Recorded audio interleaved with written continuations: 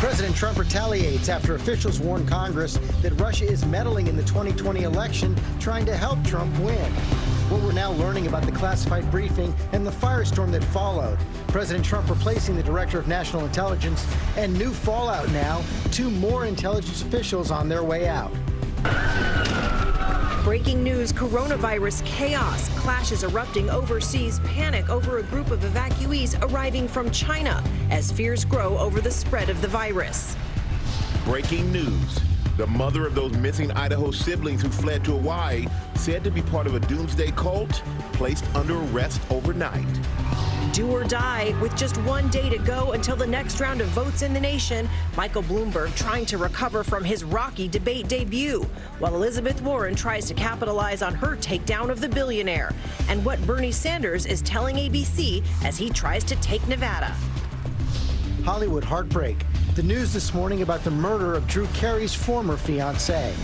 Wicked winter blast. Millions of Americans waking up to a deep freeze as heavy snow hits the South, the pileups and power outages, and now where wind chills are dropping below zero. The Ben Affleck exclusive, more of Diane Sawyer's powerful interview with one of Hollywood's top stars, now revealing his struggle with depression and the Hollywood friends helping him stay sober, and what he's now saying about dating again.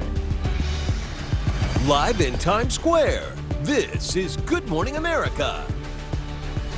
Good morning, America. It's great to have you with us on this very busy Friday morning. It is busy, and that's because we're just 1 day away from the next round of votes in the nation. Early voting in Nevada already putting them on track for a record turnout. Nearly 75,000 people have already cast their votes ahead of tomorrow's caucus. Yeah, that's almost as many as voted last time around. We're going to have more on that coming up. But we begin with this new warning from the president. New intelligence officials warned lawmakers that Russia is trying to intervene in the 2020 election to help President Trump get reelected. The president was enraged when he learned of this briefing, and now he's replacing the Director of National Intelligence and other officials with Trump loyalists. Our chief White House correspondent John Carl starts us off from Washington. Good morning, John. Good morning, George. The intelligence community is warning that Russia is once again planning to interfere in a U.S. election. The president is infuriated, but not by what Russia is doing. Instead, he is angry that intelligence officials shared that information with Democrats in Congress. Overnight, the president held a campaign rally in Colorado as news broke about his decision to oust America's top intelligence official. Where else would you like to be but a Trump rally, right? ABC News has confirmed that intelligence officials told the House Intelligence Committee last week that Russia is planning to interfere in the 2020 campaign to bolster the president's re-election. That briefing, which detailed how Russia would use social media to spread disinformation in support of President Trump, infuriated the president, especially the presence of Adam Schiff, the Democrat who led the impeachment proceedings in the House. The president attacked Schiff again last night in Colorado. That little Adam Schiff, what a crooked politician. He's a corrupt politician. Sources tell ABC News the president believed Democrats would use the information from the briefing against him. Democrats overnight defended the intelligence officials and congressional oversight. To act like they did something that they stepped out of their lane and they did something that was totally inappropriate is wrong. That is their job. According to the Washington Post, in response to the briefing, the president called in then acting director of national intelligence Joseph Maguire to the Oval Office on Friday for a, quote, dressing down. And by this Wednesday, Maguire was out of a job, replaced by Ambassador to Germany Rick Grenell, a staunch Trump loyalist. In addition, Kash Patel, a former NSC official and author of a congressional report attempting to discredit the Russia investigation, has been elevated to a senior role under Grenell. And this morning, as officials continue to worry that Russia will employ various cyber warfare techniques, including ransomware, to undermine and disrupt our upcoming election, ABC News has confirmed the additional departures of 2 more top intelligence officials. Rick Grenell is not expected to be on the job long. Senior officials here at the White House say the president will soon nominate a permanent choice to be Director of National Intelligence. Last night, speaking to reporters on Air Force One, the president said that one candidate for that job is Republican Congressman Doug Collins. He is another Trump loyalist who led the president's defense or helped lead it in the impeachment proceedings in the House. George. Right, and Grinnell can stay in the job until the next official is confirmed. Meantime, we're still dealing with the fallout of the last Russia investigation, the sentencing yesterday of Roger Stone, the president's longtime political confidant. And the judge was pretty tough in giving the sentence. He said that she said that Roger Stone was not prosecuted for standing up for the president. He was prosecuted for covering up for the president. But the president continued to defy the judge and the attorney general by tweeting and speaking out during the sentencing, and a pardon for Stone very much on the table. Oh, absolutely, George. And as you said, it was during the sentencing proceedings that the president tweeted that he hopes that Stone will be fully exonerated. This appears to be in directly defy what the attorney general said. He said that tweeting on such matters makes it impossible for him to do his job. As for the judge, she also said in making the sentence that, quote, the truth still exists. The truth still matters. Otherwise, everyone loses. George? Okay, John Carl, thanks very much. Cecilia? Okay, George, we have the latest now on the coronavirus emergency this morning. Chaos erupting overseas as people in Ukraine protest the arrival of evacuees from China. This as the number of cases worldwide, listen to this, approaches 77,000, and the death toll now more than 2,000 people. Ian Pannell is in Yokohama, Japan with the very latest. Good morning, Ian. Yeah, good morning, Cecilia. Hundreds of passengers on board the Diamond Princess here in Japan are expected to continue to flow off the ship over the next few days, with growing concerns about the quarantine procedures that were carried out on board. And now a significant new outbreak in Korea. And as you say, growing fears around the globe about the spread of the virus. This morning, panic and protests in Ukraine as it brings its citizens home from China. A false rumor that 5 of the returnees were infected with the virus sparked violent clashes with police, a sign of the spreading global fear around COVID-19. And overnight, a flight carrying 268 people from the Westerdam cruise turned away from landing in Turkey. The flight carrying several Americans forced to land in Amsterdam, even though passengers have been cleared of the disease.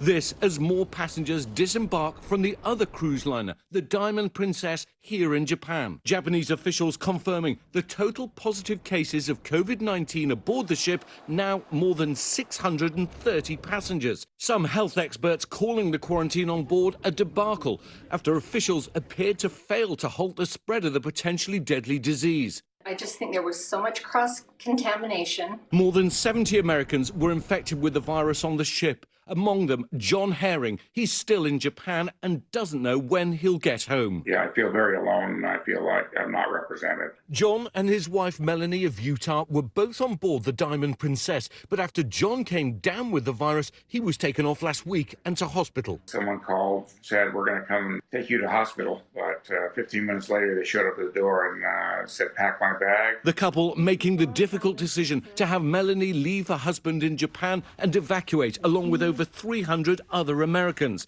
now frustrated by what he says is a lack of information from the U.S. Embassy. So I'm standing up and I'm going to wave my arm, and I'm going to keep waving my arm until someone contacts us. And this morning, in South Korea, cases of coronavirus tripling in the last 3 days, with 204 now infected. The outbreak in Korea is exactly what health officials have been worrying about could happen next. In this case, it was just one woman who authorities are calling a so-called super spreader, infecting dozens of people in her church and now an entire city on high alert as the number of cases is expected to go even higher. Michael? All right, Ian, thank you so much for that. And we're going to turn now to that breaking news overnight in the case of those missing Idaho children. Their fugitive mother has now been arrested in Hawaii, held on a $5 million bond. Amy is here with the latest on this story we've been covering for the last few weeks, Amy. We certainly have, Michael. And yes, Kauai police say they have arrested Lori Vallow on an Idaho warrant weeks after she failed to comply with that court order to produce her 2 children to the authorities. Overnight, Lori Vallow, the mother of 2 missing Idaho siblings, arrested by authorities in Hawaii. The 46-year-old seen here being brought in on a warrant issued by Madison County, Idaho. Her husband, Chad Daybell, photographed nearby as his wife enters police custody. Chad, any comment on Lori getting arrested? ABC News finding Daybell following the arrest, returning to the condo where the 2 have been staying. Vallow's arrest comes 3 weeks after she defied a court order to physically produce her children. Now she's facing multiple charges, including 2 felony counts of desertion and non-support of a dependent child. We know it's a positive step forward. We also know that as good as this news is as bad as it is also because we still don't have children. 17-year-old Tylee Ryan and 7-year-old Joshua J.J. Vallow have been missing since September. According to the police press release, Vallow was also arrested on investigation of resisting or obstructing officers, criminal solicitation to commit a crime, and contempt of court. She is now being held on a $5 million bail. Can you tell us JJ is safe? That's really all anyone wants to know. The couple was recently seen at the Kauai airport, refusing to answer questions about the missing children. You're very worried? Vallow and Daybell fled Idaho and headed to Hawaii 1 day after authorities performed a welfare check looking for the kids. Daybell has written religious books and given speeches about what he describes as 2 near-death experiences. He married Vallow late last year, a few weeks after his wife of 29 years died, and 4 months after her husband was shot to death by her brother. Police are now investigating Daybell's wife's death. But JJ's grandfather says he only wants one question answered. Where's JJ? Where's Tylee? At this point, that's our questions. So far, there is no hearing date to give Vallow the choice of waiving or fighting extradition back to Idaho, where she does face a number of charges, including those felony counts of desertion and non-support of dependent children. And I think a lot of people are saying, finally she's been arrested, but still frustrated because we don't know where Tylee and JJ are. Yeah, so disturbing. Okay, thanks, Amy. We're going to switch gears to that blast of winter weather. Millions waking up this morning to snow and bone-chilling cold. So cold we sent Rob outside to tough it out firsthand. Good morning, Rob. Good morning, Cecilia. Wind chills in the single digits across the Northeast as that Arctic air pours in. It met up with a mid-Atlantic storm, and here's what it did in inland parts of North Carolina. About 3 or 4 inches of snow there, highway trouble there, and trees down around the Raleigh area. So power out to about 12,000 people. This is the first measurable snow in Raleigh in 437 days, and it's going to stick around because cold air is moving in, at least for now. And in Tennessee, they had about 4 inches of snow. This is at about 1,000 feet along I-40. So let's look at the wind chills now. What is on the roads, it's going to freeze this morning. So be careful of black ice in eastern parts of North Carolina and Virginia. We're looking at temperatures that feel like 6 degrees in Boston, 3 degrees in Chicago. But there is a warm up in sight. We'll talk more about that in just a few minutes. George, back inside. We are looking forward to that. Okay, Rob, thanks very much. The race for the White House now, just 1 day before the next votes in Nevada. Bernie Sanders has opened up a clear lead based on the latest polls. It's hard to gauge, though, the impact of that fiery debate because so many people voted early. And the Bloomberg campaign is scrambling to bounce back from the beating he took in Las Vegas. Mary Bruce is on the scene with all the latest. Good morning, Mary. Good morning, George. Well, just 24 hours to go now until the next critical contest. But one of the biggest X factors in this race isn't even on the ballot here. Michael Bloomberg is skipping the Nevada caucuses and now eager to try and move on after that bruising debate. After his rocky debate debut, Michael Bloomberg this morning is hoping what happens in Vegas stays in Vegas.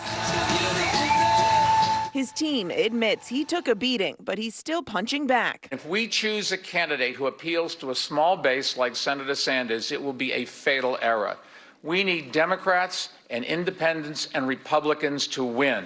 But frontrunner Bernie Sanders is confident he's eyeing another win, and he's pushing back at the naysayers. You know the criticism. Your rivals say you have a ceiling here. What changes, what compromises are you going to make to broaden your base Mary, and broaden your appeal? I am smiling by this because every day they say I have a ceiling, but that ceiling seems to be going up and up and up. No matter who wins the nomination, we are going to come together to defeat the most dangerous president in the modern history of this country. Every candidate up there understands that we must defeat Trump.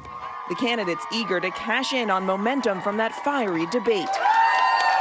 After she came out swinging at her rivals, Elizabeth Warren actually jumping for joy. But will her strong performance give her the bounce she needs? Bernie Sanders still has a double-digit lead already nationally. Is it too little, too late? We've heard from 2% of the country. We've got 98% of it left to go. We're just getting started. Now, as he has done in the other early voting states, the president is planning a little bit of counter-programming. He will be here this afternoon for another big campaign rally. George. And Mary, of course, Nevada is a caucus just like Iowa. We saw all those problems that happened in Iowa. The DNC a little spooked by that. Yeah, there are some real jitters here, George. The party is anxious to make sure we don't see a repeat of the Iowa caucuses. The party chair is actually downplaying expectations. He says they may not report results at all tomorrow. They are eager to get these numbers out, but above all else, they want to make sure they're accurate. Have to get it right. Okay, Mary, thanks very much. Michael? All right, George, now to major new developments involving Victoria's Secret, the brand that once lit up the runway, now sold. The CEO who helped build it into a powerhouse, now stepping down. Rebecca Jarvis is here with what it means for the company's future. Good morning, Rebecca. Hey, good morning to you, Michael. Yeah, these are big moves, and it's been a difficult time for many retailers facing disruption and changing consumer tastes, and particularly for Victoria's Secret, whose messaging and image, according to many experts, hasn't kept up with the times. And now the hope is that the new owners can turn things around. This morning, the man who helped make Victoria's Secret a household name, Leslie Wexner, stepping down as chairman and CEO of its parent company, L Brands, selling a controlling stake in the lingerie giant to a private equity firm.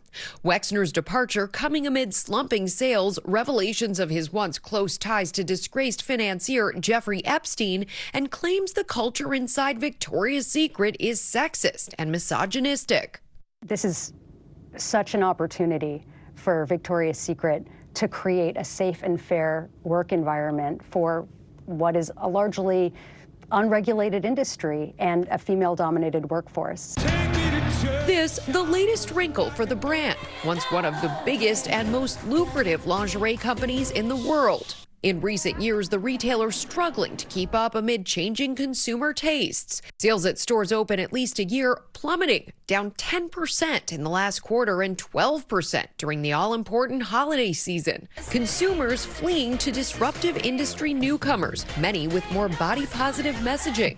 This winter, the company's annual pricey and flashy VS runway show canceled, as former angels, including supermodel Karlie Kloss, distanced themselves from the brand. Kloss telling British Vogue last summer, "I didn't feel it was an image that was truly reflective of who I am and the kind of message I want to send to young women around the world about what it means to be beautiful." Wexner has said he didn't know about Epstein's alleged criminal behavior, and he ended that relationship more than 10 years ago. He's not commenting on the Victoria's Secret sale, which values the company today at more than $1 billion. But at its height, this was a company worth many billions of dollars. A spokesman for L Brands says they are fully committed to continuous improvement and complete accountability. And guys, this company, the bottom line here is they have a lot of evolving to do. They're still #1 in the space, but they can really keep up with what customers want today. Important. Yeah. Thank you, Rebecca. We are following a lot of other stories this morning, including some breaking new details overnight on the murder of Drew Carey's former fiancée. And more of our exclusive with Ben Affleck telling Diane Sawyer about his struggle with depression, the joys of fatherhood, and what he thinks about possibly dating again. But first, let's go back over to Rob, who's warming up now. Oh, I know it's cold, guys. I just want to put things in perspective. This is what it looked like 5 years ago at Letchworth State Park in upstate New York. This is the Genesee River that cuts through the Finger Lakes. This is what it looked like 5 years ago. That's how, remember that cold Arctic outbreak we had? And this is what it looks like this year. So it has been mild, even though it's cold now. Just remember that, and it does get mild. We bump it up 20 degrees by the end of the weekend. Time now for your weekend getaways, brought to you by Chase. You work hard for your money. Stretch days for it. More? Juggled life for it.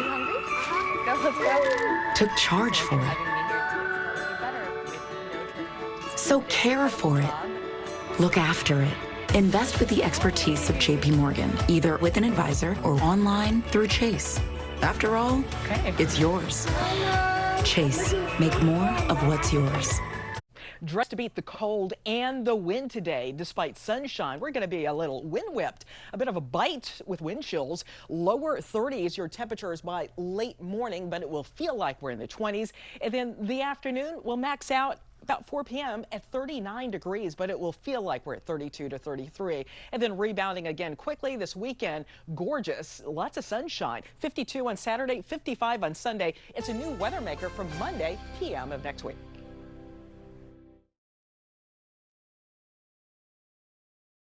Stay with us. You've been hearing a lot about 5G, but there's 5G. And then there's Verizon 5G. We're building the most powerful 5G experience for America. It's more than 10 times faster than some other 5G networks. And it's rolling out in cities across the country.